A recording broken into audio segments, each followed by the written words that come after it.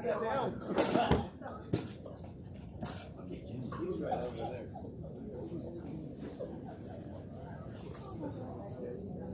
Yeah.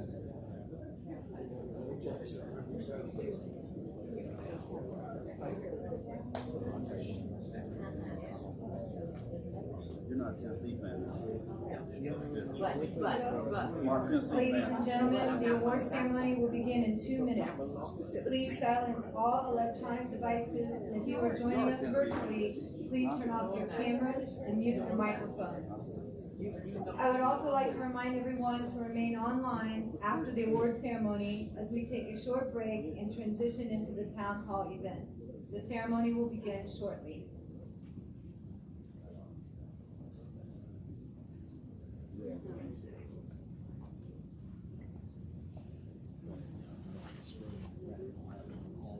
Oh, yeah.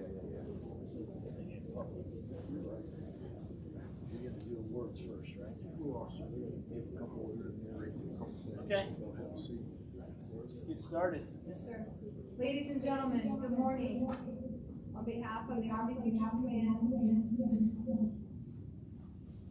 Commanding General James E. Rainey, and the Army Futures Command, Command Sergeant Major Brian Hester, we welcome you to the fourth quarter performance award ceremony and town hall event. As a reminder, please, and for those that like to welcome our distinguished guests who are in attendance for today's ceremony and system. Ms. Sue Goodyear, Executive Deputy Commanding General, Army Futures Command. Brigadier General Michelle M. Letcher, Chief of Staff, Army Futures Command.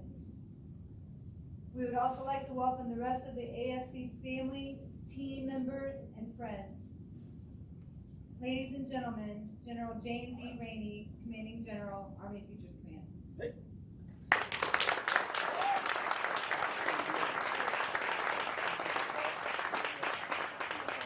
Okay, you want me to talk and then do awards, or do awards and then talk? Your remarks, sir. Okay, hey, listen. They can't hear you on the outside.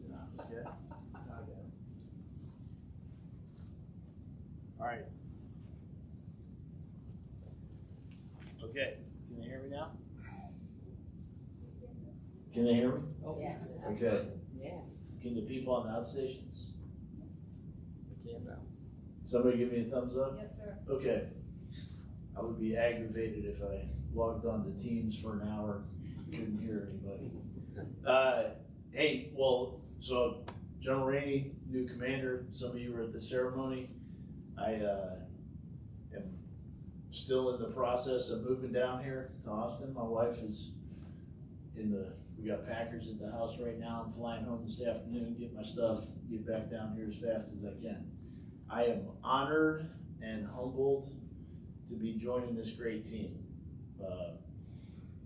I've been around AFC since it stood up. I was a CAC commander. I was DS to AFC, so I was a teammate. And then I was the G357 of the Army, so I paid a little bit of attention to what was going on in the Army. But man, it's humbling, it's honored. I'm honored to be here, and that's what I mean. So observations about AFC from somebody outside looking in. First of all, AFC was a great idea. I'm a believer. I got a lot of TRADOC time, and they're phenomenal teammates. I got a lot of force count time, but the idea of taking care of people and transforming the Army just got to be too big a problem for one ACOM. So having us, AFC, transform the Army while our great teammates at TRADOC figure out how to recruit, retain, educate, train people. So great idea. I think it's full of great people. The AFC team, it was anything other than impressive to me. So we got some organizational stuff that we got to figure out. We got some growing pains, right? We can talk about that. But if you got problems, challenges, those are the good kind, because those are easy to fix. The bad kind of problems are bad people, and we don't have that problem. So I'm really excited. So great idea, great people, and AFC's accomplished some incredible things in the very short 4 years. I mean, I think we've cut the time it takes to transform things in half. The great work the CFTs are doing, the DevCom, FCC, the headquarters here, spread out all over the place. And as I spend more time with you, I'll get to know, other things. I'll figure out how to contribute to the team. But great idea, great people, doing great stuff. I'm not just BSing. I mean, I'm not a faint praise type kind of person, which some of you will find out eventually. Respectful but demanding. But I really believe that. And right now I've just had a meeting with all our key leaders, and I'm probably the weak link in AFC right now. I'm probably the one person on this team that's still figuring out exactly the best way for me to contribute. Don't worry, I'll close that gap pretty quick. What's important to me, first and foremost, is treating each other the right way, being great teammates. Life's hard right now. The economy, COVID, everybody's got kids or aging parents or teammates. It's, right? So the one thing I always say everywhere is we're not one person away from failing any mission, me included, Sergeant Major included. So if you have some kind of family thing, some kind of challenge, I just want you to hear from me. I expect you to be where you need to be. Let somebody know. Make sure somebody's trained to do your job when you're not around. But with everything we got going on in the world, I just want to underwrite right now from me, the commander, you be where you need to be. Now, if it's a long-term thing, we're gonna have to we'll figure our way through that. But just depressurize. Life is stressful. Second thing is, I have zero tolerance for anybody treating people the wrong way. I'll just nip it in the bud. I'm not a threatening person, but at my level, if it gets to me, I'm in the ending bad behavior business. We got a lot of people that get paid to correct bad behavior. Me, I'm in the ending bad behavior business. Just straight up tell you, in case we're having this conversation later, I'll say, hey, remember that speech I gave? This is that part, okay? Because if you think you're better than somebody else because of where they're born, what they look like, any other reason, you just do not have values that are compatible with being in the Army, in our profession. So, we're not going to have that. I don't think we do. Maybe we do. But that's really important to me, all right? Because if everybody's good and everybody treats each other with dignity and respect, then there's no limit to what we can accomplish. So I just want to put that out there early in my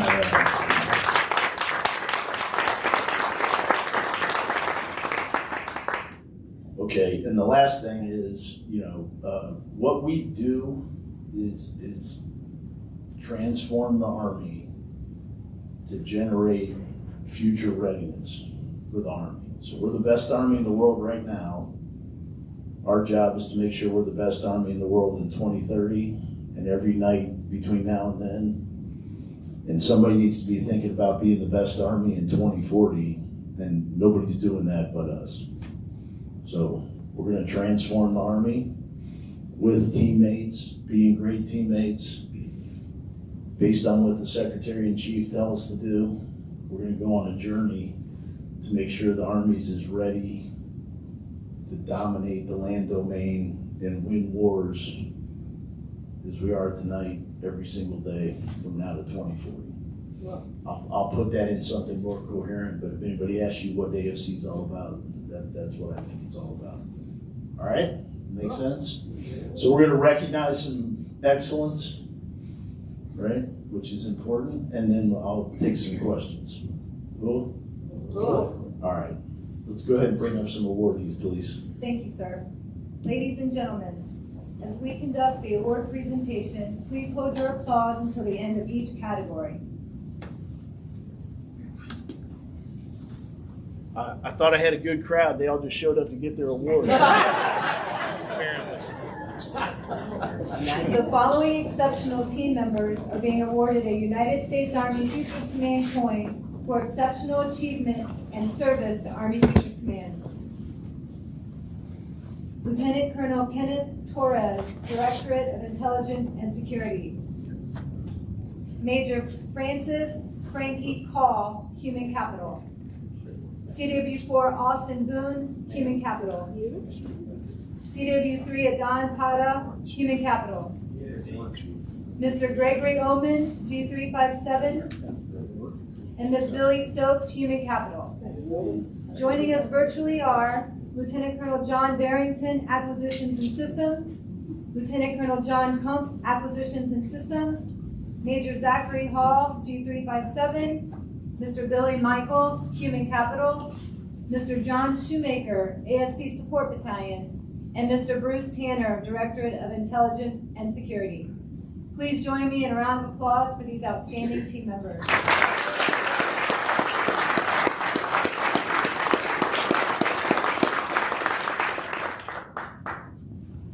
The following exceptional team members are being presented a United States Army Futures Command coin for their exceptional support to AUSA. CW2 Jason Bedoya, Software Factory. CW2 Robert Payne, Software Factory. Master Sergeant Leyland Anderson, CIO G6. Master Sergeant Elliot Warner, Software Factory. Staff Sergeant Martin Pescador, CIO G6. Mr. Aubrey Lavatoria, Small We're Business. one coin short here. Where's the coin people? I don't know, but I have two more left. And joining us virtually are Colonel Vito Erico, Software Factory. Major Morgan Bullock, Communications Directorate. Major Mark Vidodo, Soldier Lethality, CFT. So there's a few, so. Okay, I'm good. Captain Ian Baird, AI2C. Captain Catherine Dula, AI2C. Captain Blaine Coonert, AI2C. First Lieutenant Alexander Wilms, Software Factory. CW2 Keith Smith Jr., AI2C. Mr. Daryl Eastlick, Soldier Lethality, CFT. Mr. Josiah Fay, DevCom. Mr. Hamilton Lopez Cruz, Communications Directorate. Ms. Robin Mack, Communications Directorate. Mr. George Matuk, DevCom. Ms. Katula Patel, DevCom. And Mr. Kenneth Ryan, DevCom. Please join me in a round of applause for these team members.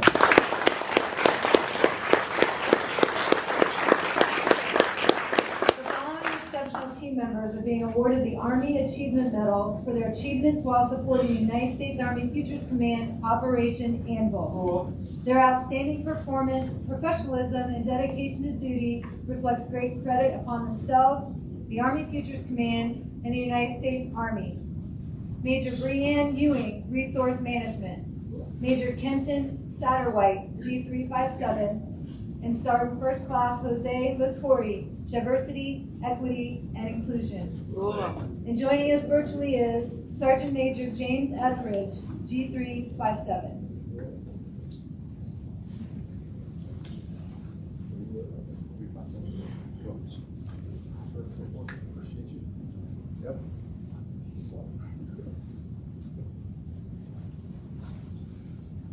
Please join me in a round of applause for these outstanding awards.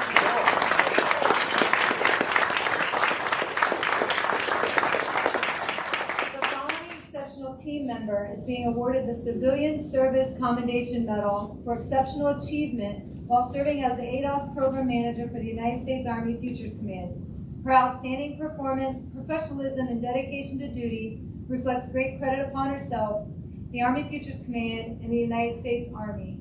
And joining us virtually is Dr. Zahara Wolf, Human Capital.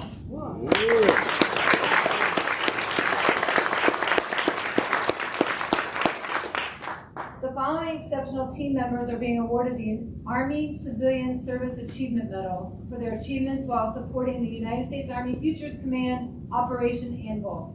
Their outstanding performance, professionalism, and dedication to duty reflects great credit upon themselves, the Army Futures Command, and the United States Army. Mr. Laron Scott, AFC Support Battalion. And joining us virtually are Ms. Lisa Castro, Executive Services, Mr. Dave Dosimo, G357, and Ms. Tamika Robinson, Executive Services. Please join me in a round of applause for these outstanding awards.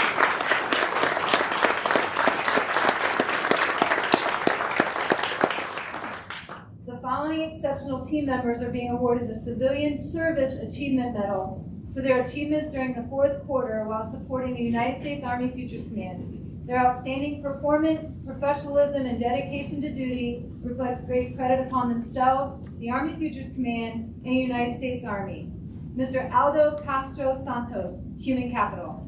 Ms. Patricia Rivera, Human Capital.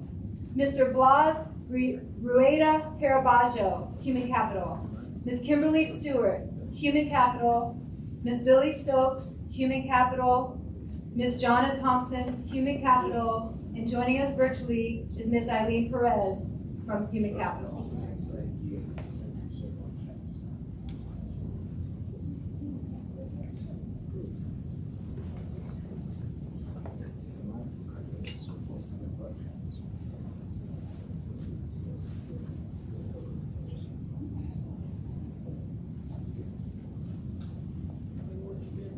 Congratulations, superstars.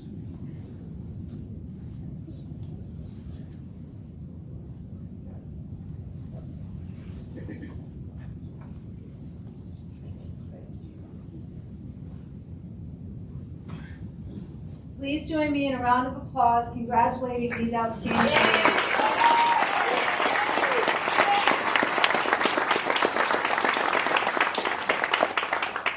The following exceptional team members are being recognized for their length of service as a Department of the Army civilian. Their outstanding performance and professionalism to government service reflects great credit upon themselves, the Army Futures Command, and the United States Army. Ladies and gentlemen, as we conduct the award presentation, please hold your applause until the end of each category. In recognition of 5 years of service and joining us virtually is Mr. Connor Maloney, CIO G6.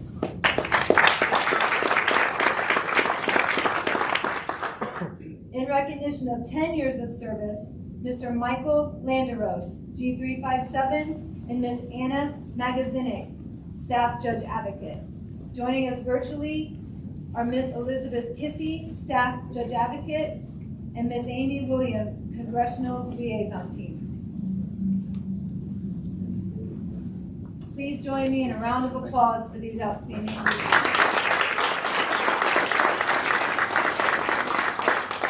In recognition of 15 years of service and joining us virtually are Mr. Colin Darby, G49, Ms. Eileen Perez, Human Capital, and Ms. Annalyn Rodriguez, Resource Management. Please join me in a round of applause for these members.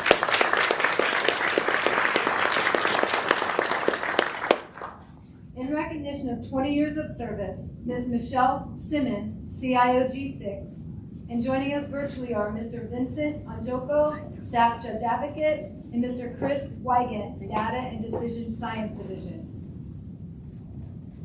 Please join me in a round of applause for these outstanding.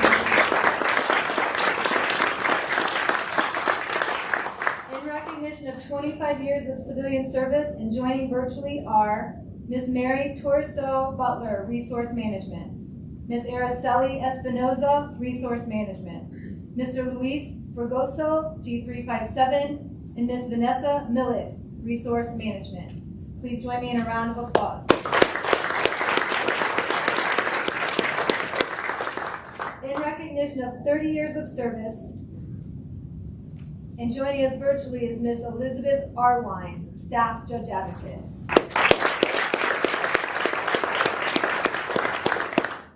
In recognition of 35 years of service, Mr. Manuel Soto, G357, and joining us virtually is Ms. Maribel Rubion from Resource Management. Please join me in a round of applause.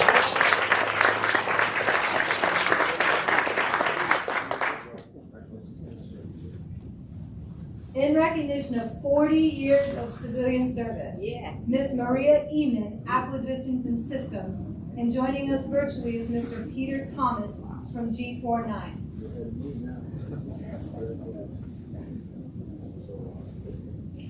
Please give one last round of applause for all of our awardees.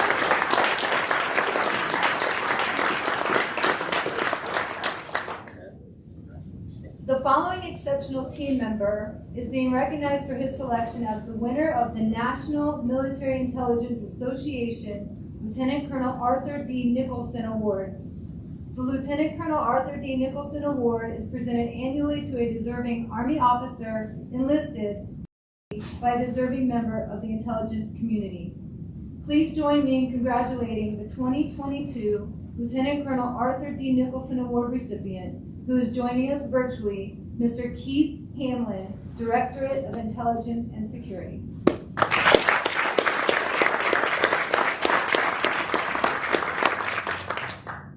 The following exceptional team members are recognized as the Soldier and Civilian of the Quarter. The selection of the Soldier and Civilian of the Quarter is a great achievement. Both awardees were selected by a panel of board members and AFC peers based on the following criteria: contributions that have enhanced the organization's mission accomplishment, teamwork, or public image, professional attitude towards self and others, and willingness to share credit with other team members, commitment to excellence demonstrated by dedicated service, continuous improvement, and stewardship of resources, personal initiative, creativity, and professionalism reflected in the soldiers' or civilians' performance. We appreciate all of those who took valuable time to recognize their teammates. All nominations were exceptionally strong. The following soldier was nominated and selected as the United States Army Futures Command Soldier of the Quarter: Lieutenant Colonel J.C. Segura, G357.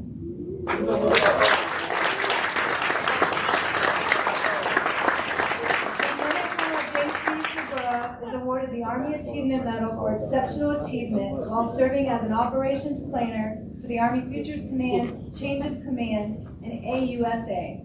Lieutenant Colonel Segura's leadership was instrumental during multiple operational planning team efforts. His selfless service, professionalism, and dedication to duty are in keeping with the finest traditions of military service and reflect great credit upon himself, the Army Futures Command, and the United States Army. The following team member was nominated and selected as the United States Army Futures Command Civilian of the Quarter, and joining us virtually is Ms. Christina Donoso. Ms. Donoso of Army Applications Lab is being awarded the Civilian Service Achievement Medal for exceptional achievement leading the full-scale 3-environment deployment of AAL's new website with advanced analytics for performance tracking. Her efforts led to significant reductions in site bounce rate and increased session durations for overall improved brand awareness for AAL and AFC.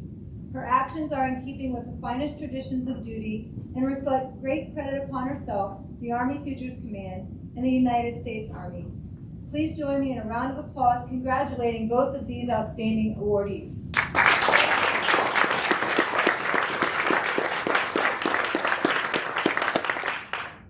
Ladies and gentlemen, please give one final applause for everyone recognized today for their contributions to Army Futures Command, the team, and the United States Army.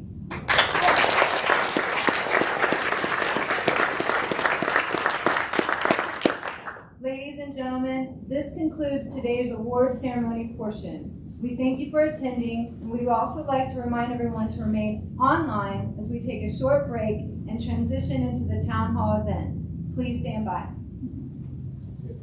Yes, sir. There's going to be a table, sir.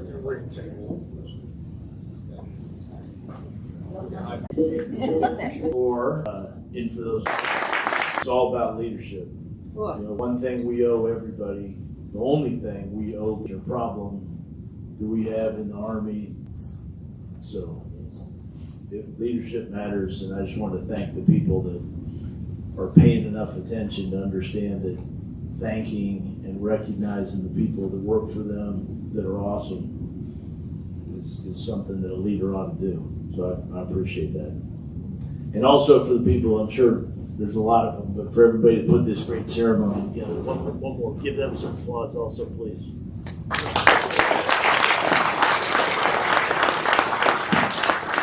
Okay. All right. I intentionally picked the mic that doesn't work in case I say something stupid. All right, questions? Okay, we're going to talk about questions, right? Who's got a question for me? For us? I will call on you if you don't ask. Who's the person that got 2 awards? Ask me a question. This is Billy Stokes from the PSD Human Capital. Wanted to welcome you to Texas, sir, and wanted to ask you, what are your thoughts transitioning from the Pentagon, coming to Austin, taking over the new command, and what is your vision? What do you hope to accomplish in the next 90 days? Good question. That was easy. So,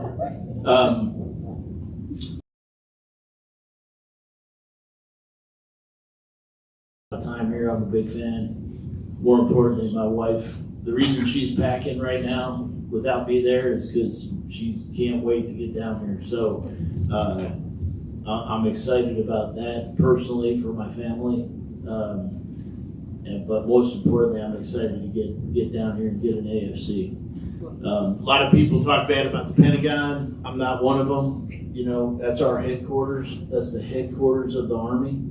So it's an important place. You know, I have great teammates, dude. It's a hard place to work. It's serious business up there. But I would be lying if I didn't say that I was happy about moving from the Pentagon to AFC. But there's a point there. Let me make this for everybody out on the net, especially. But it's, you know, our folks. I'm assuming most of us work here in Austin. The Pentagon is the headquarters of the Army, but that ain't the Army. The Army is all of us, right? 1.2 million men and women. So AFC is kind of the same way. You know, this is the headquarters of Army Futures Command. It's important.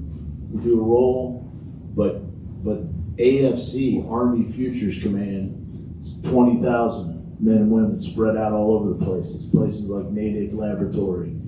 You know, we got people out in California right now moving from the coast to NTC. So the headquarters matter. This is important, but AFC's all of us together. Thank you. As far as my vision, I'll get back to you. I said I talked to some folks. I care initially about leading. It's my responsibility, accomplish our mission, take care of our people, make the organization better every day. That's leadership's easy. You only got to do those 3 things. That's it. Accomplish your mission, take care of your people, improve your organization. Whether it's a rifle squad or AFC. So I feel pretty good about that. I don't think I'll let us down. But the other big thing is learning. So first 90 days for me, lead, learn. I got to learn you. I got to learn what you do. I got to learn put some new skills in my kit bag. General Todd, I gave him a seat on my plane yesterday coming back. He's like, hey, thanks, this is a great boss. I'm like, you're here to teach me. I'm efficient. I got 2 hours and 25 minutes to learn about Army acquisition. Start talking.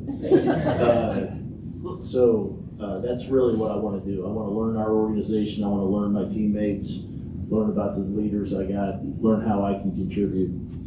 But you know, we've been standing up AFC for a long time.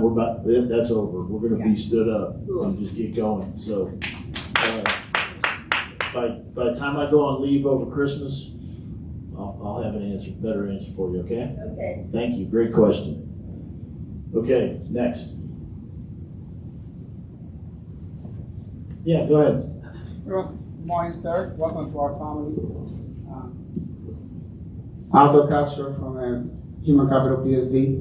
My question is, if you are aware, currently our recruiting percentages for the Army and our retention percentage are taking a hit. How do you see yourself, AFC Commander, also playing a role into improving those percentages? I'll turn that over. I'm gonna let Ms. Goodyear. No, I'm gonna answer you. I'm gonna let Ms. Goodyear and our Sergeant Major talk about that. One thing that's interesting, I like that you said family. I appreciate that. That word matters. We'll get to know each other better. Some people come from great families. Some people come from not great families. Some people define family as like bloodlines and DNA and genetics. I am of the belief that family is about people you care about and love, and people who love you and care about you back. And you can pick that family. You can control that. So thanks for using that word there. That's encouraging to me as a new teammate. Now for the hard part, hey, the Army's got a problem. The country's got a problem. How many of you had a family member, uncle, parents, extended brothers and sisters who are in the military? Yeah, look at that, right? Yeah, it's like 80% of us come from some, military family. And this can't be a family business. It's got to be America's business, right? My son-in-law just graduated from jump master school yesterday, by the way. I didn't tell anybody he was there in case he failed, but I didn't tell you that. So they graduated his first term. But yeah, I have a military. My wife is an Army spouse, and my daughter's an Army spouse, and I have a son-in-law who's a company commander. So it's family business. So we got to make it American. It's good. Don't get me wrong. In fact, he asked me if he could marry my daughter. I said, "You can get in the family. We'll see if you're good enough to get in the family business." And he is. But retention, we're crushing retention. So it's this narrative, like there's people that, think bad things about the Army. The thing that encourages me, and I'm an optimist by nature, is once people get in the Army, we're at 105% retention. ForceCom's already made their FY23 retention mission. It's not even, it's like the second week of October. They've already enlisted, the low mission. They're going to keep going. So I think that's something we're not telling the story. Like, hey, people on the team like being on the team. Stay on the team. We got to pay attention, make sure we don't lose talent and stuff like that. But once people get in the Army, they see the opportunities, and the good ones usually stay. So it's about a perception of the Army that's out there amongst the young men and women and their parents who just see negative stuff on both sides. And what we all know is that that's not the real Army. We got problems, don't get me wrong, but generally speaking, the Army's full of fantastic people. Just want to do something with their life that's bigger than going out and making money. So we all got to tell that story. Every time you're out somewhere, meet somebody, it's an opportunity to, talk about doing, and there's lots of ways to serve. You don't have to, not everybody needs to put a uniform on to serve. There's lots of ways to do that. So I was just talking about service, and if the Army comes up, as long as they don't join the Air Force, I'm good. I'm just kidding. All right, Sue, you want to take that one? So what I leaned over to him for when you asked the question is I think I just found another member of my OPT. So General Rainey has given myself and the Sergeant Major and everybody a task to support recruiting in any way we can, innovatively thinking through how we align our efforts to their efforts and how we support it full time. So what we're looking at, I've had conversations with TRADOC and to talk to Recruiting Command, get a heat map of where all the battalions and brigades are. We're going to be a member of their fusion team that identifies their events so that we can start tagging individuals to attend those events, technology we can bring to the event, just soldiers that can be at those events or civilians, either one, because it's a both. But really right now the recruiting issue is more in the military side, so we're going to focus there. But we're going to pull a team together here that's going to sort of manage that work as I try to orchestrate how we do that.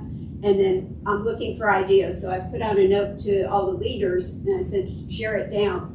We're supposed to be innovative. We should be able to come up with really cool, innovative ideas of how we can support recruiting through AFC from top to bottom. And my note went down to all of our subordinate commands also. So we'll see what we can do to really bring forward AFC's effort. We're going to align organizations to a brigade or a battalion based on geographic location or potential. Like all of our medical command has already aligned each of their labs to one of the medical recruiting brigades. And so we're going to just continue to kind of keep that flavor going. And I'm open for any ideas anybody has. So Sergeant Major, I know you've got a ton. Yeah, I got some. First, I can't. Okay, there we go. I've got a lot of great ideas, but I really will just say that we have to. I'll use the word deputize everybody to be a recruiter, right? Not everybody's been to recruiting school, but everybody has an experience in the Army, or at least in this room, and can tell a story. The challenge is are we telling the right story out there to folks, to young men and young women that are thinking about service? Because there's a lot of talk about the propensity to serve, right? There's only a small amount of people, like 9%, that have the propensity to serve. Well, if you don't know about something, then you're not really going to have a propensity to maybe do that, right? So we have to message that, and all of us can do that because we have an experience with the Army as a service member or as a civilian, and that's really important. But the message that we send when we're communicating that is what is really important. So our other services focus on different things, right? The Marine Corps, they're very good at talking about discipline. The Air Forces and the Navy are really good about talking about technology.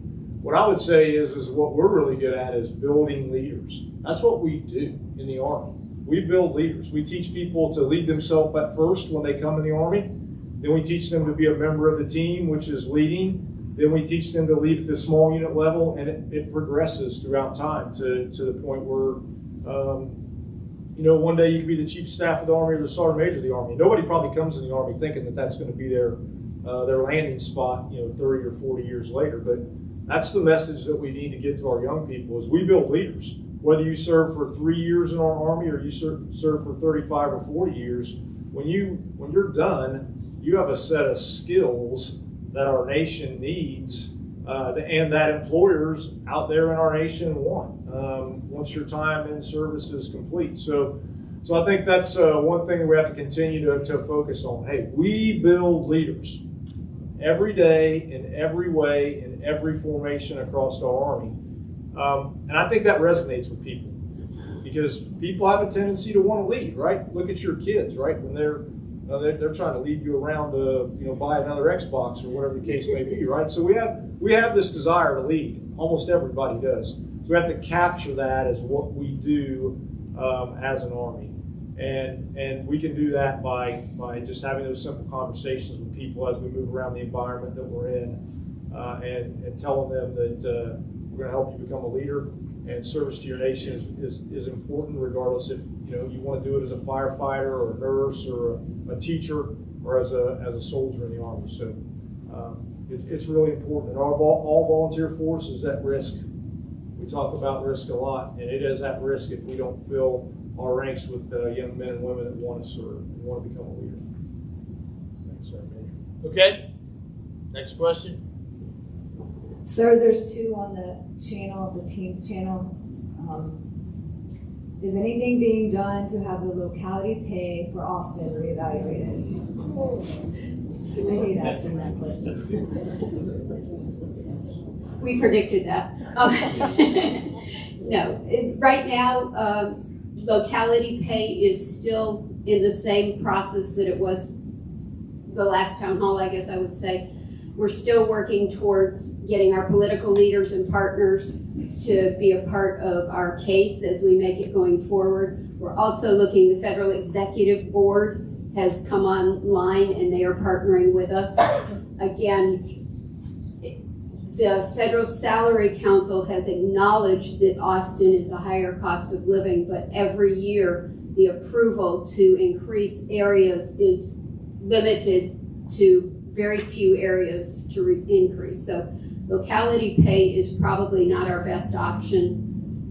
This STRL authorities, Science and Technology Reinvention Lab that we're going to implement for the headquarters will give us more pay flexibilities. And I encourage everybody to get smart on that as the Federal Register notice is currently out there. But it will allow us to have more flexibilities. It won't automatically give everybody more pay, but it does give us more flexibilities to address performance and to address salary and job duties and titles and opportunities.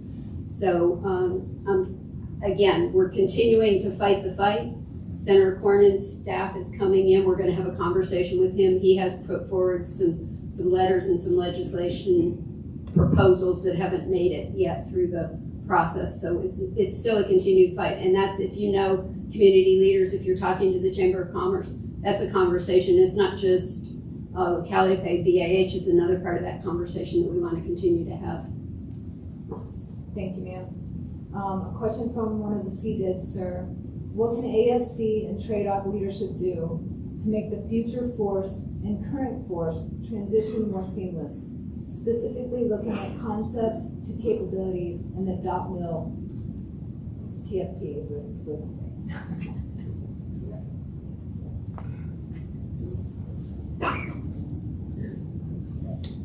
Yeah, that's a great question. So I think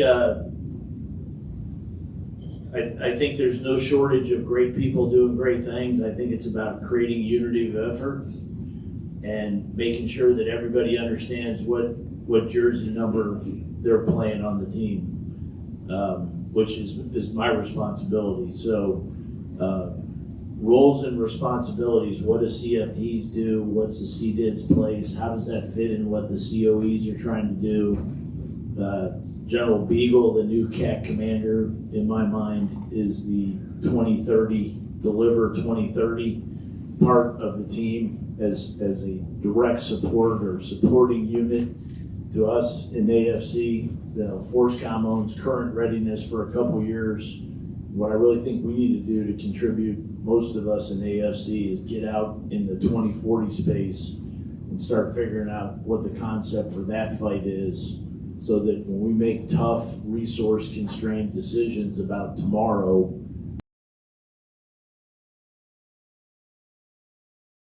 creating future readiness every night between now and 2040. So I think it's not a shortage of me and a couple other senior leaders being able to clearly articulate how everybody plays in that. I don't know if I like football analogies, I apologize, but you give the big kids the numbers that start with 7s and 8s, right? Like I played Pee Wee football, I always got like the 7-0, you go play the line, you're a big slow kid. And fast kids wearing the 1s and 2s, 10s, 12s, 16s. That's just a little bit of that. There's a couple cases, we got some 270-pound wide receivers and some little skinny guys trying to block the line, but we'll fix all that out. But they're all superstars, which is just a leadership thing, getting everybody in the right place. Thank you, sir. One more question. What are your thoughts on remote or telework? Okay, I have thoughts on that, but I'm new, so I'm going to give this to my teammates here. But let me tell you something that I do believe, and we owe the organization some clarity, right? So we will get a policy from General Letcher, who's going to lead the team on that. But I want to be honest with you, it is a privilege, right? I would like to get this managed at the right level in the organization. I don't think a 4-star should be deciding who's coming and going to work. Not because I don't care or I can. I just trust. I trust the people that are running the small teams. who's CDC got closed at the last minute, and somebody's mom is in nursing home, and right. So I trust people, but it's not an entitlement, right? It's not. It's not. So we're HPCon Alpha.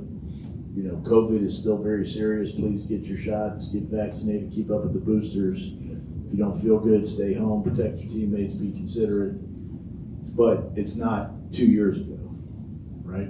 So we'll figure out a policy and we'll get something out. But I just want you to know, from me, I trust leaders, number one. But it's not, it's not an entitlement. You don't, it's something your chain of command extends to you because they value you as a member of the team. And it comes with the responsibilities. That's kind of where I'm at. But that doesn't help anybody who wants a policy, where they're supposed to be tomorrow. So over to you, Sue. So, sir, we do have, existing policy that we need to edit and change. But as you said, it's mission-based.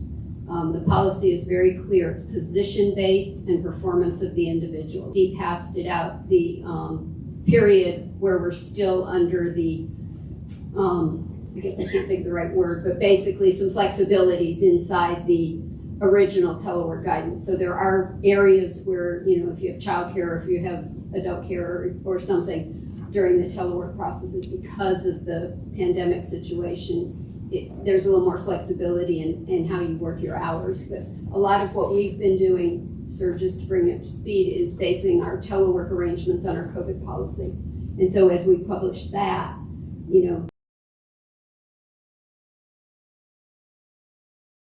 current Austin rate of COVID in our case, I'm not sure where that question we can bring into the office, has been a part of the driver, which has let us kind of expand our telework and remote work flexibilities a little more than our current policy. So I don't know if they have a follow-on question, they can ask it if they need to, that we didn't hit. When do we anticipate? When will we have an updated policy out, do you think, Chief? I mean, we're ready to bring you something before the next town hall. So I'm the weak link in this process. Your calendar, sir, not you. All right. Okay, we'll get something. We'll get something out here in the next inside 30 days. So don't make me a liar. No, that's doable, sir. I'm speaking for the chief, but it's doable. Yeah. No, it's important. It's important. It matters, but like I said, it's a privilege that you extend to people because you care, because we value them. It's a recruiting tool, it's an incentive, it's a lot of things, but it's not an entitlement. Okay. Another question from team, sir. What do you see AFC's role being in the .mil PFP integration? I think We're responsible for it. Candidly, I think I am. I'm accountable to the chief and the secretary for delivering the Army of 2030, designing the Army of 2040. So you can't do that without integrating a whole bunch of things, one of which is .mil PFP. But I want to be careful, hey, you can't get anything done in our profession without relationships, right? I personally live by a rule, I'll lose an argument before I'll burn a relationship. That's how I operate. I treat everybody like I might work for them someday, or they're the one person that's going to have something I need to accomplish my mission or take care of my soldiers. I'm a selfless profession, right? Because this is about selfless service. So we're not going to, I'm not going to go to war over an FDU, know what we're talking about, which I'm sure assumes most of you. AFC is responsible for the overall delivery of 2030, but there's teammates between us and every one of those letters. So I don't think any one of those letters is AFC's job. I think our teammates at TRADOC and CAC do doctrine, organization, training, world best leader development. Facilities come out of G9, IE&E, right? Our ASALT, G8 teammates are the ones that are large, primarily, almost entirely responsible for delivering. We're back there just to make sure nobody gets by. And if we have to, we will, but if everybody's playing their position up front, it should be pretty easy. Good afternoon, sir. From Colonel Worship and the medical CDT.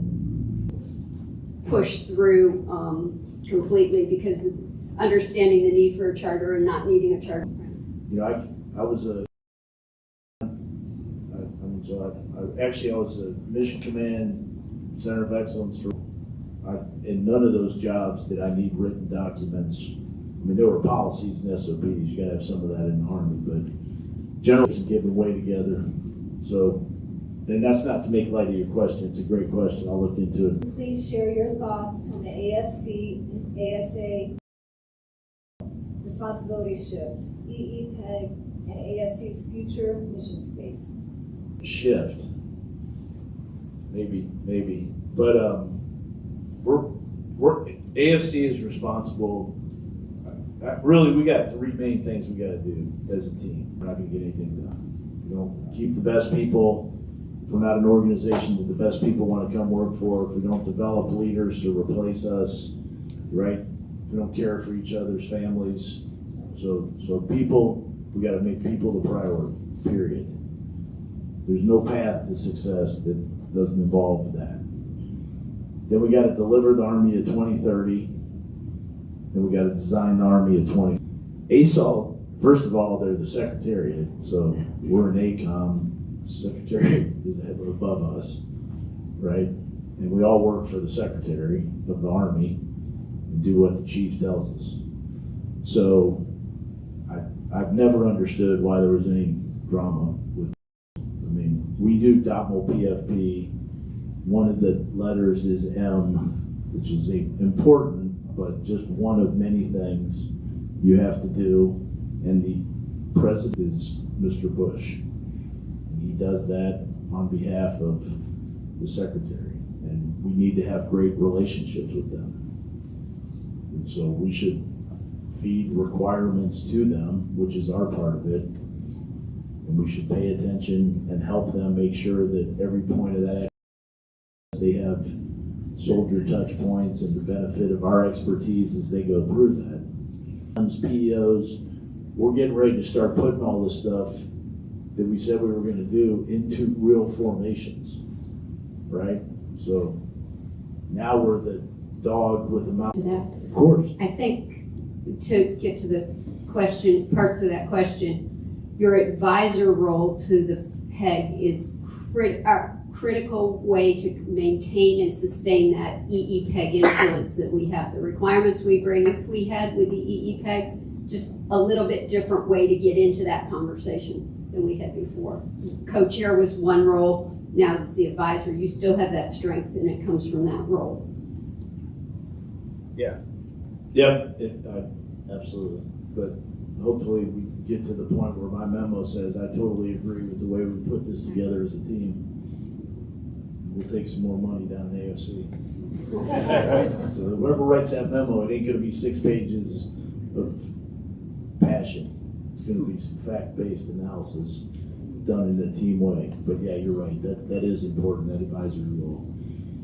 I know a lot about the TT-PEG, if any of our resource managers, so I got some PEG experience, but yeah, the advisory role I have to the G8 and the EEPEG build is something I'll take real seriously.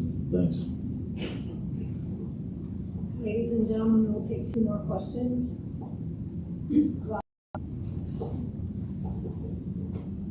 Morning, sir. Good morning. This is more like an announcement and a question. Picking up different, causes and everything. And after 30 years, something happened in my life, and I've been given to the same organization. I just like to see where this organization stand on CDT. Yeah, so I think all of us have a responsibility to think about how we can give back as good human beings, right? So, and sometimes it's through contributions, monetary contributions. Sometimes it's by doing some other kind of service-related activity. We are inherently people who serve. Just from the things on our shirt, the fact that we're here, we're inherently those kinds of people. But I would say that there are some things that maybe we've lost our way a little bit with. I wouldn't say necessarily say CFC is one of those or AER or any other thing.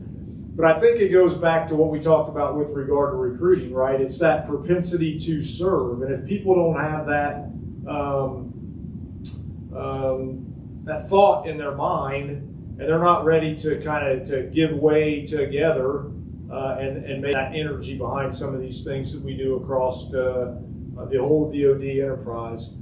So, my message would be is understand the program, make an informed decision, and if you feel, the desire to give, or the desire to do something, then do that and give it the appropriate energy based upon what you have as a person to give, rather than what one person might tell you should be doing, right? Because if somebody tells you should do something and you don't get behind that and you don't want to internalize that and grab a hold of it, you're only going to give the bare minimum part of that because somebody told you to do that. But when you're passionate about it and you look at it as a way to give back and do something important for the people around you, then you're probably going to give 110% rather than the bare minimum 5% or whatever you think it might be. So there are a lot of great programs that the Army does and that the DoD does and the government does and that the local community does. And each individual person has got to make a decision on whether that's something they want to give their energy to. And if they do, we're behind that because it goes back to service, right? Service above self, and we're all good with it. So my final word is do what you think is right, and and we're all going to be okay with that in the very end. Thank you. Yes, sir. I have one question over here. Yeah. This one's concerning facilities. So, a man thought about integrating all of the. With what? What was the last part of that? Resident housing. I was going to say, yeah, I've thought about all these facilities we pay for that we got to be good stewards of resources. So we're probably, one thing I know about taking over things is don't make a whole bunch of decisions right away. Something to be said. Anything else? Sure, I was just going to say, because we're leasing, we're required to do a cost-benefit analysis and a co-analysis of different options that we could present back to the Army. So we're in the process of doing that, not just an immediate decision, but that's a longer-term decision. And some of what you just asked is in play. Probably not the housing part, but maybe the campus part is one of the COAs, but there's multiple COAs that there's an immediate COA that we'll bring to you, but there's also a long-range plan and different ways of looking at how we could continue to sustain this. I will say we did go in and explore, should we be Austin Garrison, which would give us that other capability, and that was an immediate, the Army doesn't need any more of those, they just solved Miami sort of thing. So, but it's part of the analysis that we're going to do to come back with what's the right thing for the future. So easy answer to the care of people, right? That's what he's kind of gone back to. So all of these things, do take a bit of analysis, as Ms. Goodyear said, and they do take, and we're gonna do what we can to make sure that we take care of people and offer them the best opportunity to do the best that they can do. But because I can tell just a little time I've been here, we got a bunch of people that care about each other.